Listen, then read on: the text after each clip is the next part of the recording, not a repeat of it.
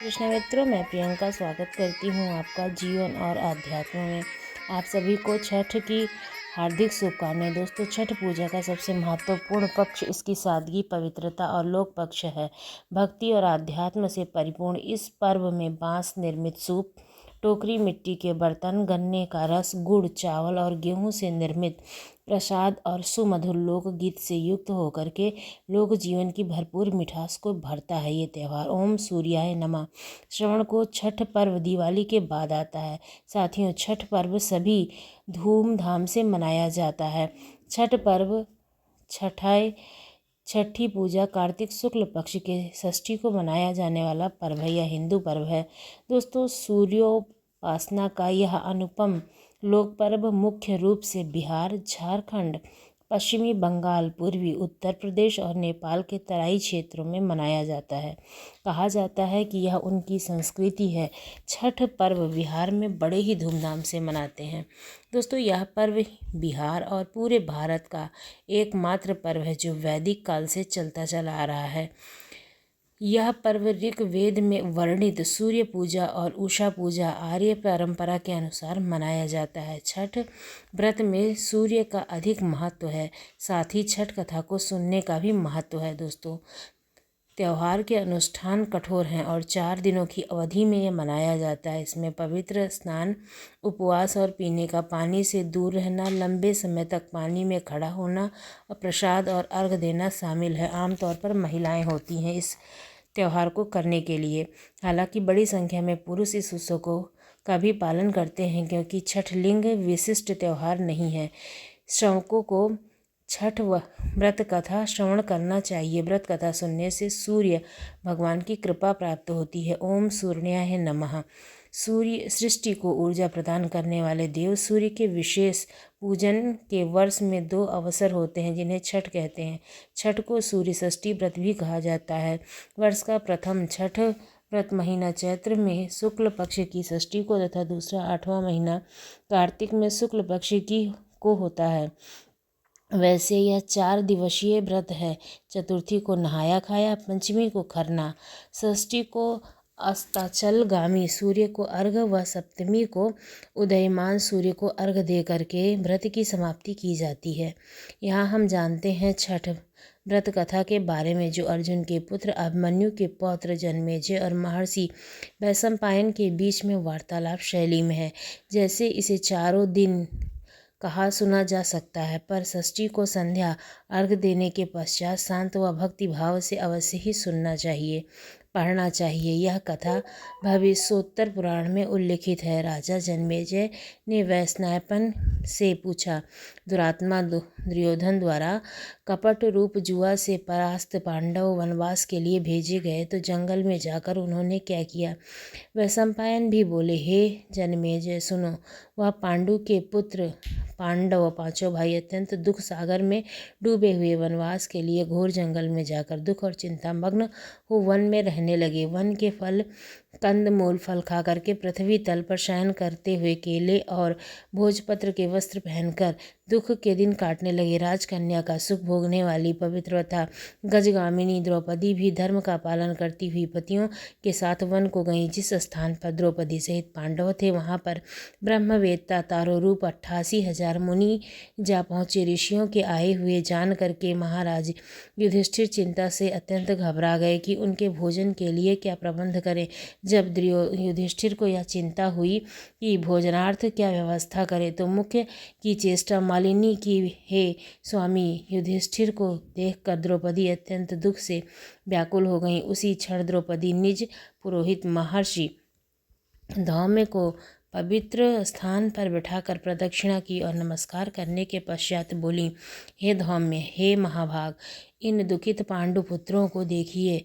हे स्वामिनी, इन के दुख निस्तार्थ कोई व्रत पूर्ण मुझसे हो तो कहिए, जिससे इनके क्लेश शांत हो जाएं। थोड़े ही उपाय से प्रत्यक्ष महत्वपूर्ण को देने वाला व्रत करिए, जिससे हमारे स्वामी पृथ्वी तल पर खुशी हो जाएं, जिससे शत्रु का नाश हो जाए, जिन राज लक्ष्मी वापस मिल जाए। इस समय हमारे यहाँ आए हुए ब्राह्मणों को दुग्ध पान कराने की व्यवस्था मिल जाए। अस्ताचलगामी सूर्य नारायण को संध्या अर्घ द्रौपदी के इस वचन को सुन करके वह सम्पायन जी जन्मेजय जी से आगे कहते हैं, ब्राह्मणों में श्रेष्ठ महाराज धौम्य जी प्रसन्न हुए और मुहूर्त मात्र ध्यानास्थ होने के पश्चात बोले, हे पांचाल पुत्री, इस उत्तम व्रत को सुनो जिसे पूर्व काल में नाग कन्या ने उपदेश में सुकन्या से किया था।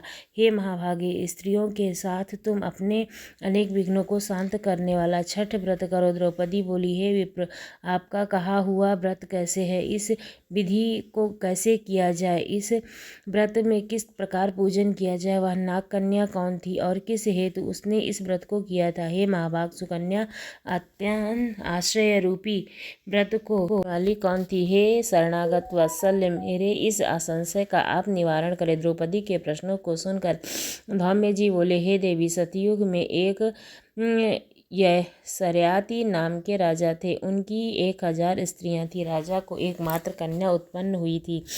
अकेली संतान होने के कारण वह माता पिता की अत्यंत प्यारी थी। पिता के घर में वह पलने बढ़ने लगी।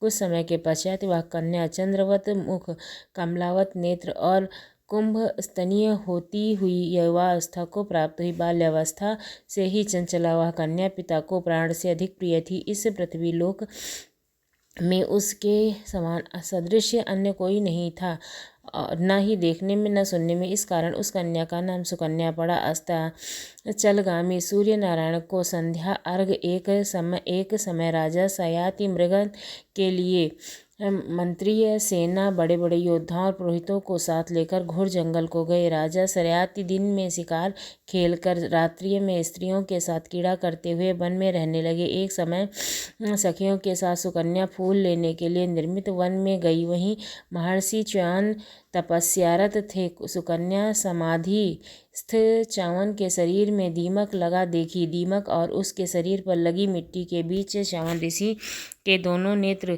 जुगनू की भांति चमक रहे थे। सुकन्या विस्मित होकर के दोनों नेत्र फोड़ डाली। ऐसा होते ही ऋषि के नेत्रों से रक्त की धारा प्रवाहित होने लगी और चक्राक्षी सुकन्या फूलों को देखकर सखियों के साथ गृह को चली गई। च्यवन ऋषि के नेत्र सुकन्या द्वारा फोड़े जाने के कारण राजा श्रयाति और सेना के मल मूत्र आदि बंद हो गए और सभी हाहाकार करने लगे। ऐसे ही 3 दिन तक व्यतीत हो चला था। तत्पश्चात राजा ने अपने पुरोहितों से पूछा, हे मुनि सत्यम, किस हेतु हमारे मलमूत्र बंद हो गए हैं? आप दिव्य दृष्टि से देखकर कहिए।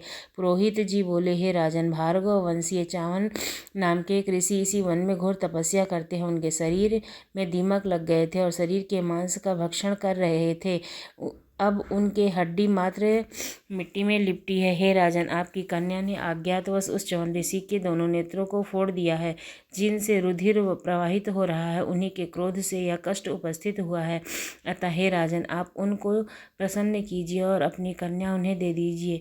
कन्यादान से मुनि च्यवन प्रसन्न हो जाएंगे। पुरोहित के वचन सुनकर राजा सयाति अपनी पुत्री सुकन्या को लेकर ऋषि के पास गए और जल से धोने पर हड्डी मात्र के दर्शन हुए।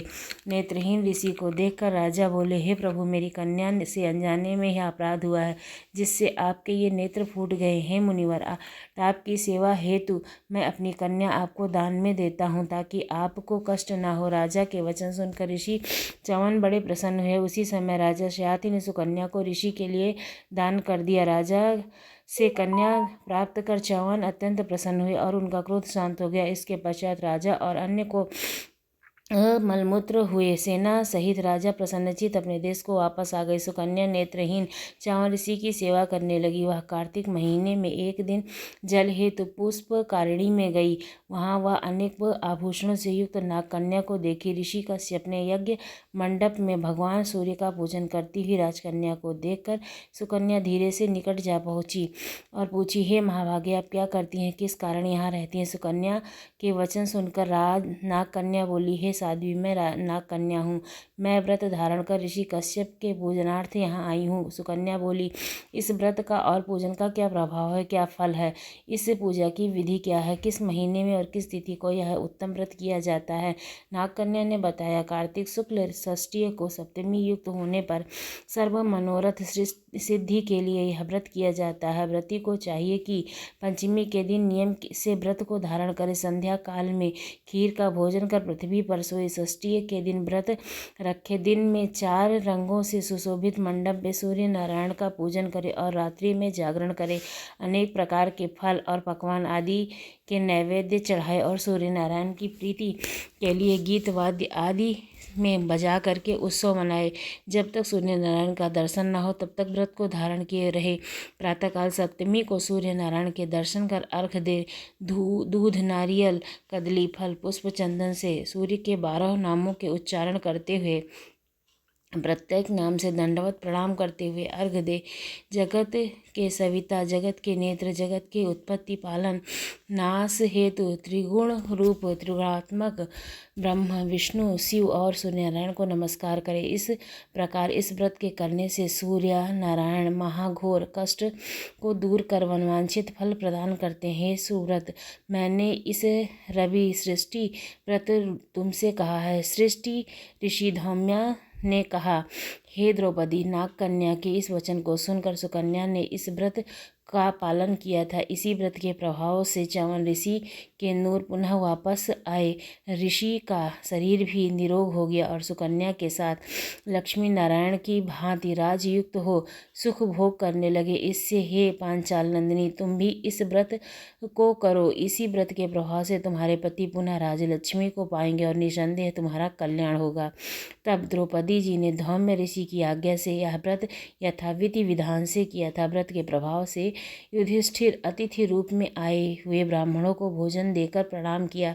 महर्षि वैशंपायन ने कहा, हे जन्मेजय, धौम्य कि इस उत्तम व्रत को जानकर द्रौपदी ने विधि पूर्वक किया, जिस प्रभाव से पांडव सहित द्रौपदी पुनः राजलक्ष्मी को प्राप्त हुई। जो कोई स्त्री इस पुनीत व्रत को करेगा उसके समस्त पाप नष्ट होकर के सुकन्या की भांति प्रति सहित सुख को पाएगी। इस व्रत का विधिवत उद्यापन करें। विधि विधान से प्रत्येक वर्ष व्रत करते हुए कथा को सुने, ब्राह्मणों को दक्षिणा दें और उसका मनोरथ सिद्ध होता है। जो कोई भक्ति युक्त इस कथा को सुनता है उसको पुत्र की प्राप्ति होती है, धन संपत्ति और अक्षय सुख मिलता है। इस भांति व्रत को सुनकर सूर्य नारायण को अर्घ देकर नमस्कार करते हुए श्रोता निज निज घर को जाएं। श्रवणों व्रत कथा सुनने के बाद में ओम नमो सूर्याय नमः मंत्र का जाप जरूर करना चाहिए।